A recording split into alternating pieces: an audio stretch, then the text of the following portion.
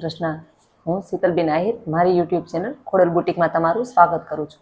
મને ગીતા બાલાસરાની કમેન્ટ આવી હતી કે મેડમ વિડીયા કેમ હમણાં મૂકતા નથી, પણ બેટા મારેમાં એવું છે, મારો મોબાઈલ બગડી ગયો છે, તમે 1 થી 2 દિવસ માટે થોડુંક આ હલાવી લ્યો કટિંગમાં, કેમ કે હું બીજા મોબાઈલમાંથી નાખું એટલે થોડુંક મારે પ્રોબ્લેમ છે. એટલે બેટા હવે તમને સ્ટિચિંગના કટિંગના બધા વિડીયા 2 દિવસ પછી બધા રેગ્યુલર આવશે.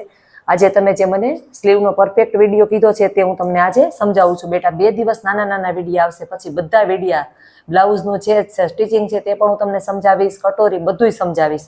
બેટા 2 દિવસ માટે મારે થોડીક તકલીફ છે. હવે આપણે શરૂ કરીએ. આપણે આજે અસ્તર વગરનું અસ્તરવાળા બ્લાઉઝની સ્લીવ તો મેં તમને સમજાવી છે, પણ આજે હું તમને અસ્તર વગરનું સાદું બ્લાઉઝ હોય તેની સ્લીવ સમજાવું છું. કે અસ્તર વગરનું બ્લાઉઝ હોય તમે આ જોઈ શકો છો કે આની લંબાઈ છે તે 11.5 ઇંચ છે. તમે જુઓ 11.5 ઇંચ છે, આની આ 11.5 ઇંચ લંબાઈ છે સ્લીવની. તો જ્યારે અસ્તર વગરનું બ્લાઉઝ હોય આપણે તો તેને આપણે 11.5 હોય તો તેમાં 1.5 ઇંચ વધારવાનું. 11.5માં 1.5 ઇંચ વધારી એટલે 13 ઇંચ લંબાઈ થાય. આ એક આપણે નિશાન 13 ઇંચે કરીશું. ત્યાંથી ને ત્યાંથી એક નિશાન આપણે 3.5 ઇંચે કરીશું. હવે આ બેના સીધા નિશાન કરી લેશું.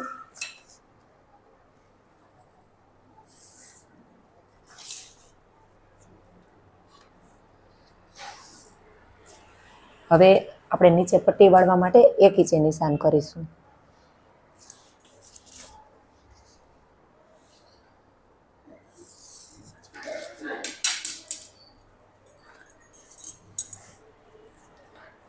હવે તમારે આ રીતના મોરી ચેક કરવાની છે સ્લીવની, કે આપણી આ મોરી કેટલી આવે છે.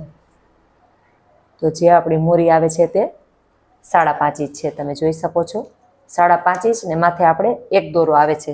તો પેલા એક નિશાન આપણે 5.5 ને માથે એક દોરાયા નિશાન કરીશું. તે પછી આપણે 1.5 ઇંચનું ફિટિંગનું કરીશું સિલાઈ માટે. હવે જે આપણે આ પાછળનો ભાગ કટ કર્યો હતો તે છે, તેમાં આપણે આટલું સિલાઈનું છોડીને આપણે માપ લેવાનું છે. આપણે આ જોશું આપણું કેટલું આવે છે. આ આપણું 8.5 આવે છે. તે પછીનું આપણા 2 ઇંચનું સિલાઈ દબાણ છે.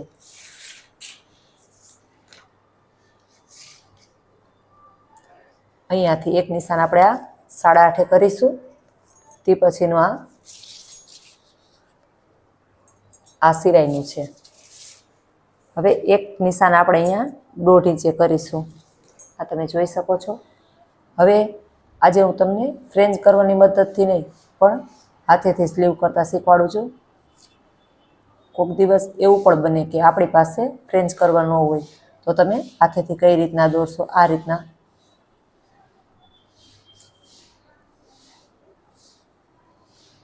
રીતના શેપ લેવાનો છે. અને હવે જે બીજો શેપ છે તે આવી રીતે લેવાનો છે.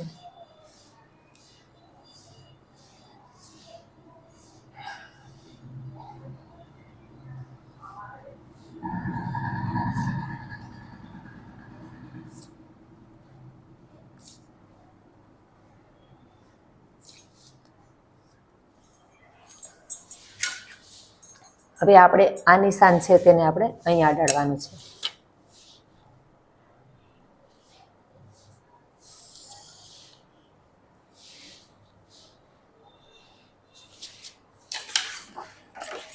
જો તમારી પાસે કાપડ હોય તો તમે આ રીતના ચેક પણ કરી શકો છો.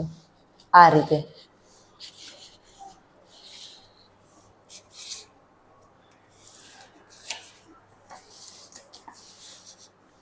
ચેક કરશો એટલે તમને ખબર પડી જશે કે આટલું આપણું પહેલાં શોલ્ડર જ્યારે આપણું આટલું સ્ટીચ થશે તે પછી જ આપણે સ્લીવ થશે. આટલું આપણું અહીંથી હું તમને નિશાન કરીને સમજાવું છું. જે આપણું આટલું છે તે વધવું જોઈએ. આટલું સ્ટીચ થઈ જાય તે પછી આપણે શોલ્ડર જોઈન્ટ કરી તે પછી જ આપણે સ્લીવ કરી છીએ એટલે આપણું બરાબર સ્લીવ આપણી આવે છે. આ રીતના આપણે સ્લીવ કરવાની છે. હવે આ છે જે આ નિશાન તમને દેખાય છે, આ આપણે પાછળનો ભાગ છે. અને જે તમને આ નિશાન દેખાય છે તે આગળનો છે. આગળનું નિશાન હોય તેમાં ખાડ ભાગ ઉતારેલો હોય છે, પાછળના નિશાનમાં ખાડ ભાગ ઉતારેલો હોતો નથી. હવે તેને કટ કેવી રીતે કરવું તે પણ તમને બતાવું છું.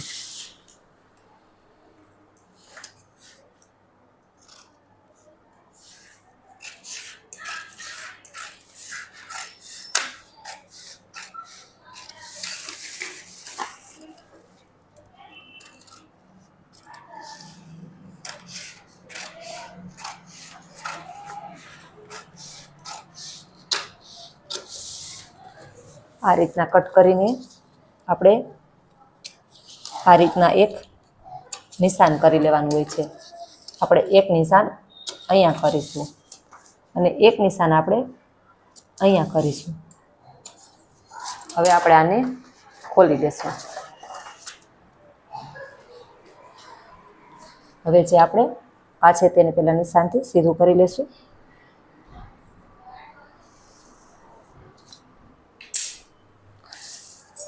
આપણે અહીંયા એ માટે કાપા પાડવામાં આવે છે કે જ્યારે પણ આપણે અહીંથી સ્ટીચ કરીશું ત્યારે આપણને ખબર પડશે કે આપણે અહીંયા સુધી વાળવાની છે ને અહીંયા જે આપણે કાપા પાડ્યા છે ત્યાં સુધીનું આપણે આ આપણું બરાબર આપણું નિશાન છે કે અહીંયા સુધી અહીંથી આપણે ફિટિંગ ચાલુ કરવાનું છે.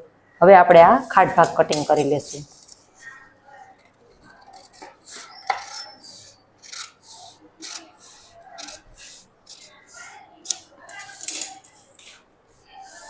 હવે બેટા તમે જોઈ શકો છો જે આ આગળનો ભાગ છે તે ખાડ ભાગ ઉતારેલો છે. જ્યારે તમે સ્ટીચ કરો ત્યારે આ ભાગ આગળ આવશે ને આ ભાગ રહ્યો એ પાછળ આવશે અને અહીંથી આપણી મોરી વળશે. હવે તમને એકવાર લંબાઈ ચેક કરાવું છું. હવે તમે અહીંથી જોઈ શકો છો જે આપણી લંબાઈ છે તે ઉપર આપણું સિલાઈ દબાણ આટલું જશે એટલે જે આપણી સ્લીવની લંબાઈ 11.5 હતી તે 11.5 આવી જશે. જો બેટા તમને મારો વિડીયો ગમ્યો હોય તો લાઈક કરજો, શેર કરજો, સબસ્ક્રાઈબ કરજો. મેં તમને આજે ફૂલ સમજાવ્યું છે સ્લીવ વિશે. આપણે આજે સ્લીવનો વિડીયો જ બનાવ્યો હતો. ધન્યવાદ.